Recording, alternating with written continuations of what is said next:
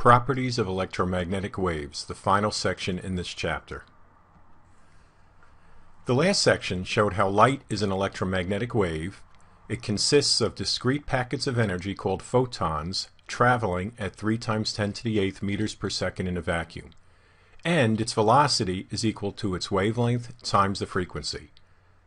This isn't the whole story of electromagnetic waves. Light is but a small segment of the electromagnetic spectrum, which consists of electromagnetic radiation that has smaller and larger frequencies than the visible light we're used to. This is the spectrum of all electromagnetic radiation. It's presented in order of increasing wavelength off to the right, or increasing frequency off to the left, since frequency is the inverse of wavelength. You can see that the visible spectrum, the stuff that we see with our eyes, is only a little, very tiny sliver of the entire spectrum. We've brought it out here. You can see how we've expanded it here so you can see the colors: red, orange, yellow, green, blue. But where you have less wavelength, a smaller wavelength than light, you have gamma rays, X-rays, ultraviolet rays. These are the things that give you a suntan.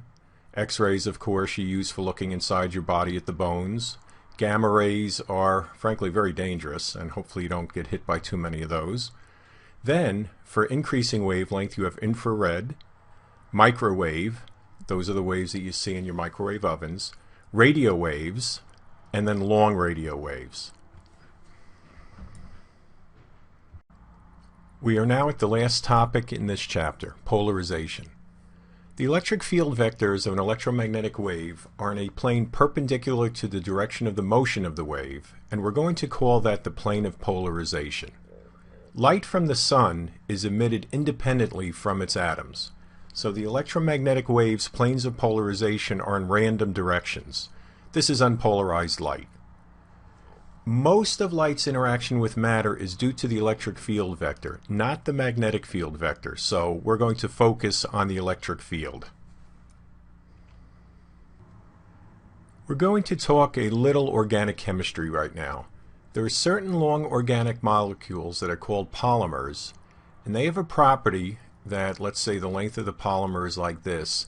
They will let electrons go up and down their lengths, but they will not let them vibrate this way. So, if you have an electric field of an electromagnetic wave parallel to the polymer's length, it accelerates the electrons in the polymer, and that's going to take energy away from the electromagnetic wave in the electric field. So the electric field that is pointed in that direction will lose energy.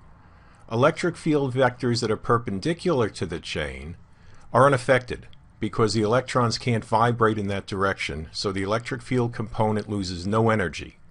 Now the practical application of this, sunglasses and light filters. Here's a schematic of this effect.